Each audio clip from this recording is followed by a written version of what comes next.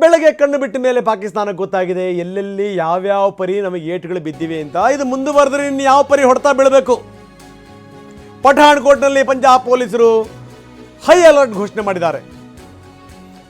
ಶೋಧ ಮಾಡ್ತಾ ಇದ್ದಾರೆ, ಇಂಚಿಂಚು ಕೂಡ ಶೋಧ ಕಾರ್ಯ ನಡೀತಾ ಇದೆ. ಪಾಕ್ ಡ್ರೋನ್ ದಾಳಿಯ ಎಫೆಕ್ಟ್ ಏನಾಗಿದೆ ಅಂತ ಪಾಕಿಸ್ತಾನದ ಡ್ರೋನನ್ನು ಹೊಡೆದುರುಳಿಸಿತ್ತು ಸೇನೆ. ಅದರ ಅವಶೇಷ ಬಿದ್ದಂಥ ಜಾಗದಲ್ಲಿ ಪರಿಶೀಲನೆಯನ್ನು ಮಾಡ್ತಾ ಇದೆ.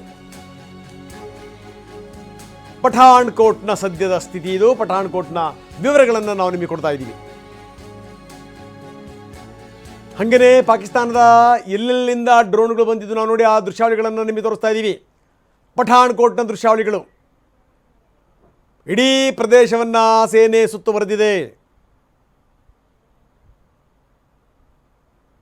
ಎಲ್ಲಿ ಅವಶೇಷಗಳು ಬಿದ್ದಿವೆ ಅದರ ವಿವರಗಳನ್ನು ಕಲೆ ಹಾಕ್ತಾ ಇದೆ. ಸ್ಥಿತಿ ನೋಡಿ ಹೆಂಗಿದೆ ಅಂತ. ಸುತ್ತಮುತ್ತ ಇರುವಂಥ ಕಮಾಂಡೋಗಳು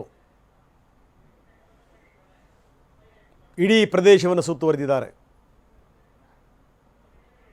ಪಾಕಿಸ್ತಾನದ ಡ್ರೋನ್ ಈ ಕಡೆ ಹಾರಾಡಿತ್ತು, ಅದನ್ನು ಭಾರತ ಹೊಡೆದಾಕಿತ್ತು. ಡ್ರೋನ್ ಬಿದ್ದಂಥ ಜಾಗದಲ್ಲಿ ನಾಕಾಬಂದಿ ಹಾಕಿ ಎಲ್ಲ ವಿವರಗಳನ್ನು ಕಲೆ ಹಾಕ್ತಾ ಇದೆ ಸೇನೆ. ಏನು ಸಾಮಾನ್ಯ ಅಲ್ಲ, ಯಾಕಂದರೆ ಗಿರೀಶ್ ಲಿಂಗಣ್ಣ ಅವ್ರ ಹತ್ರ ಬಹಳಷ್ಟು ವಿಚಾರಗಳಿದೆ ಇದಕ್ಕೆ ಸಂಬಂಧಪಟ್ಟಂಗೆ. ನಾವು ನಿನ್ನೆ ಹೇಳ್ತಾ ಇದ್ವಿ ಸ್ಕಾಲ್ಪ್ ಕ್ಷಿಪಣಿ ಎಷ್ಟರ ಮಟ್ಟಿಗೆ ಹೊಡಿತು ನೋಡಿ ಅಂತೇಳಿ ಅಂತ. ಅದು ಒಂದು ಸರಿ ಹೋಗಿ ಒಂದು ಸರಿ ಹಾರ್ತು ಅಂದ್ರೆ 10 ಲಕ್ಷ ಗಾನ್ ಅಂತ ಅರ್ಥ. 10 ಕೋಟಿ ಗಾನ್ ಅಂತ ಅರ್ಥ. 10 ಕೋಟಿ. ಅದೇ ರೀತಿಯೇ ನೀವು S-400 ಕೂಡ ಒಂದು ಸರಿ ಮೇಲಕ್ಕೆ ಹೋಯಿತು ಅಂದ್ರೆ 10 ಕೋಟಿ ಹೋಯಿತು ಅಂತ ಅರ್ಥ.